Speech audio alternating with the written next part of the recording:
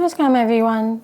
So currently the biggest Jain festival is going on. It's called a festival, but typical to Jains, it's not as celebratory as a lot of the Hindu festivals. It is more a very austere, and the Jain people will be doing a lot of fasting and a lot of sadhana.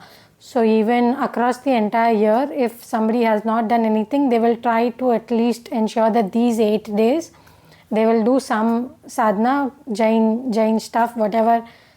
So this video is just a quick thing to introduce you to this biggest Jain festival.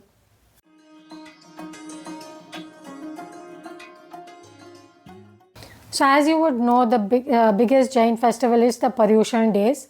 And for Shwetambar Jains, like I am a Shwetambar Jain, so for Shwetambar Jains this is 8 days.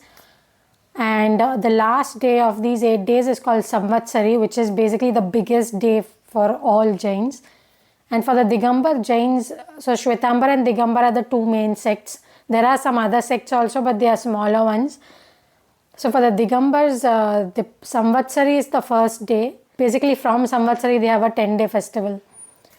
So the dates of these biggest Jain festival are actually different for Shwetambars and Digambars. That was a huge revelation for me, and I only found out when I happened to have a Digambar friend and she told me about it. From my brief conversations with her, the sadhana practices also which are recommended for Paryushan are different a little bit from Shwetambars and Digambars. But anyway, for now, whatever I am speaking is largely relevant for the Shwetambar people. Let me start with the most beautiful thing about this festival. The most beautiful thing is that it is centered around forgiveness.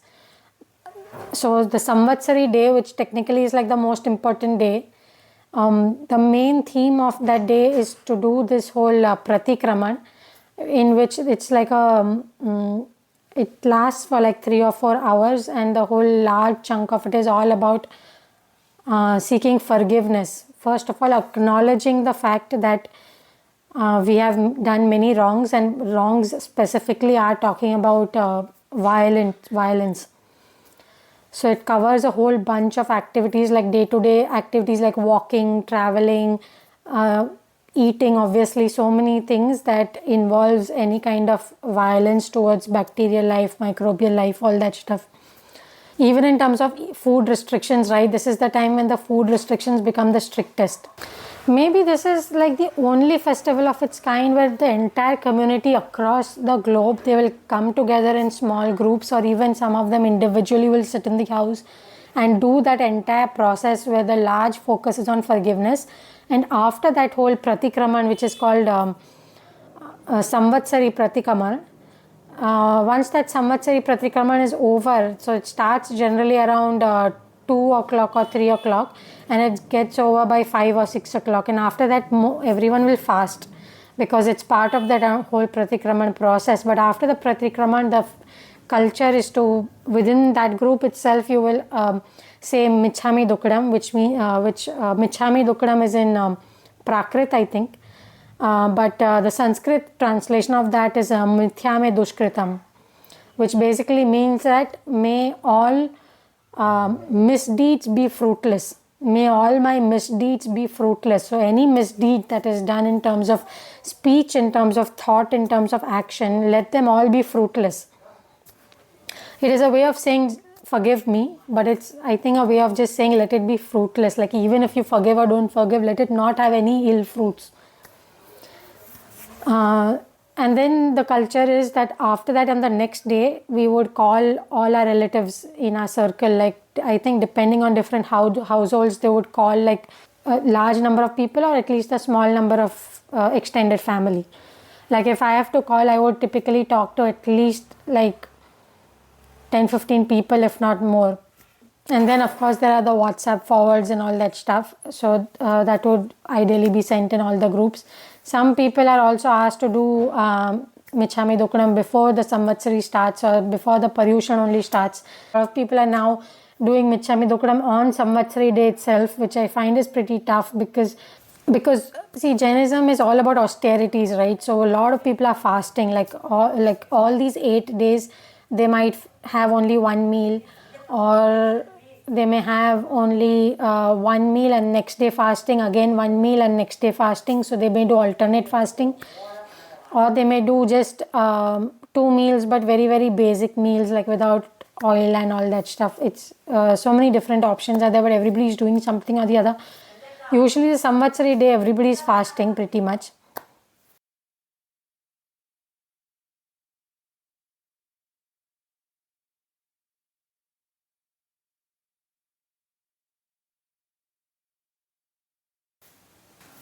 So the thing is that if we do this Paryushan thing pretty properly, then Samvatsari is your peak day actually, where your entire sadhana is peaking and your final Pratikraman is happening. It's a very, very powerful process. So I actually hate the idea of getting onto a lot of social calls on that day. Next day it's fine because we have, prepared a mindset. Next day you kind of get done with austerities, you're ready. Paryushan is also over, so a lot of your food restrictions might have gotten relaxed. And then you talk to all your friends and family, and it's see, that Michchami Dukkadam is a word that is thrown out. How many people are genuinely doing it, I don't know. And then they will yap about all other things. And typically what happens is, if you actually understand the entire Pratikraman scriptural stuff, that what you are doing in that ritual, it is talking a lot about not speaking ill of others, not indulging in certain kashais which are like bad tendencies of your mind, and so many things. But the moment you start talking, it all kinds of fizzles out.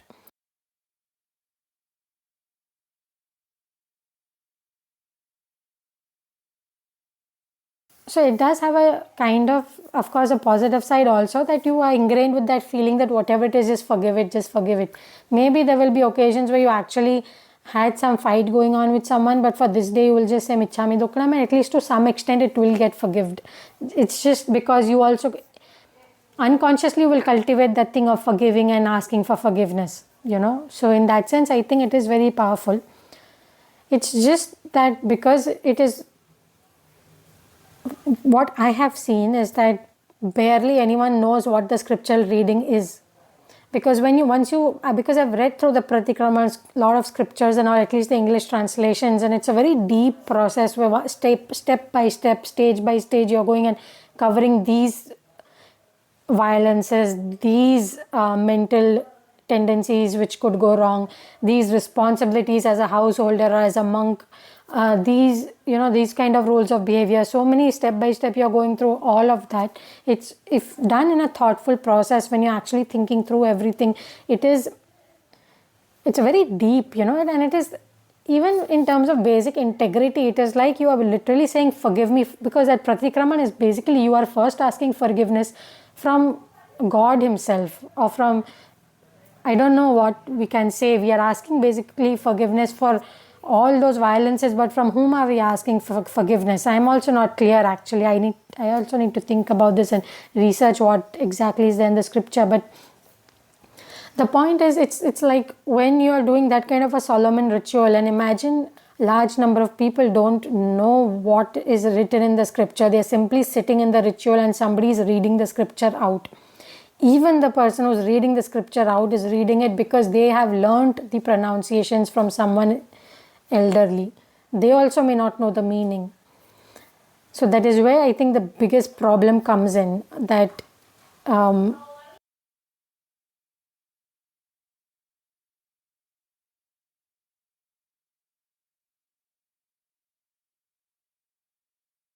how can you do such a vidhi, such a ritual without understanding? When you're asking for forgiveness, you don't know what you're asking for forgiveness. It's like you're saying that fine, I'll go and tell them sorry, but I will say it in a different language, so I have no idea what it will mean, but I'll say it.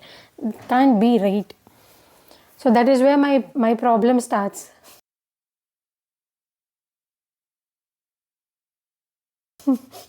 Because you see, I'm such a thoughtful person. You see all my videos, I do long analysis, I go so deep into things, and even if I was to take up a ritual, I would do it in a full meaningful manner. But yeah, it's not possible for me to do it at all, because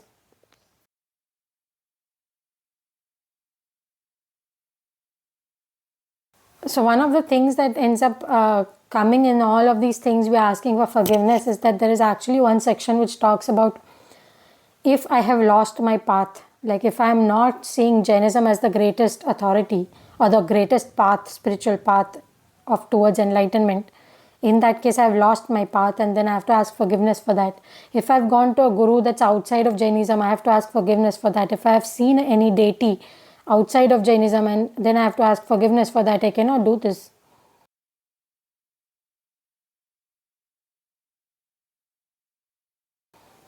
There is absolutely no way for me to do this, and one is I cannot do a ritual without understanding what it means, though I did do from a few times, because there's a lot of pressure. Like Samvatsari Pratikraman is the one thing that every Jain must do. Everything else, even if they are skipping, it is said that this one thing you must do. And that is why even though I was going into Isha and all that, my mother always insisted ki do this one thing, which I was fine, okay. I can sit for 4 hours and I can not fast for that half a day, I'm okay.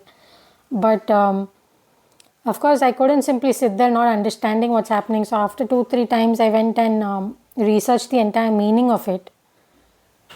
And that's when I realized this whole section that was there, which actually makes me ask for forgiveness for all of these things which I cannot do.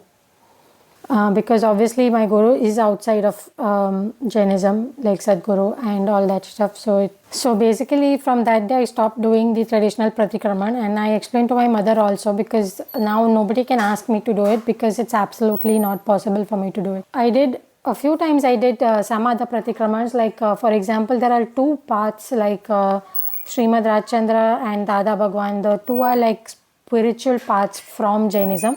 You know, the way Isha is a spiritual path from Shaivism, a rough example, then these 2 paths are spiritual paths from Jainism. So they have their own Pratikramans, which are relaxed, little more relaxed, and they actually explain the meaning. They don't read the scripture. They also read the scripture sometimes, but they will more go from the meaning perspective, and that is more palatable for me. But now this year I'm not even doing that.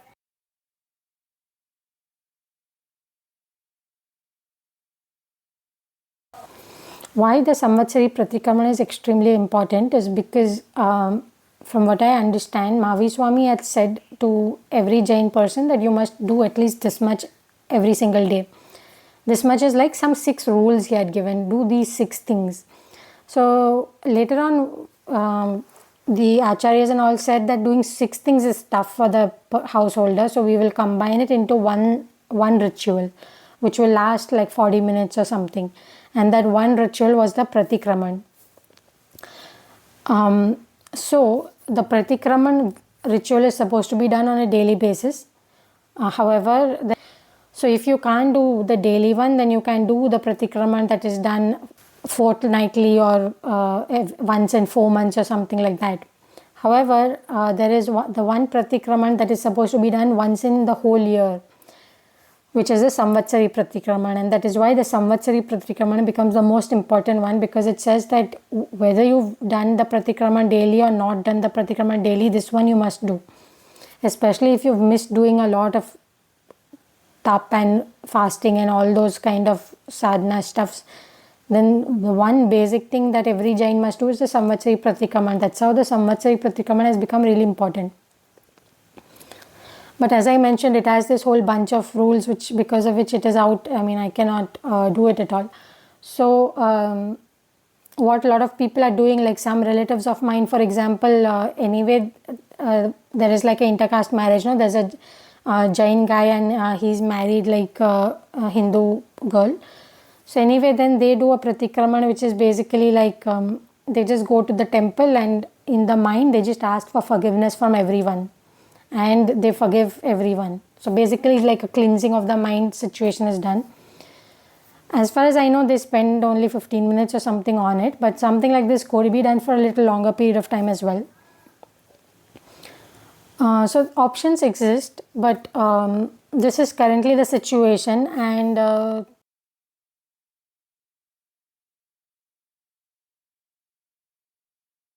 I also feel that it really doesn't matter for me, simply because I'm already on the spiritual path and my sadhana is going really well. I'm currently in Chikkabalapur and I'm going to the ashram daily and doing volunteer work, which is, how it is in Isha. Volunteering can get very intense as well. And I think that's fair enough. I think a lot of these religion rituals and everything that have been put in place is considering that the person is not doing anything else, so they must have something.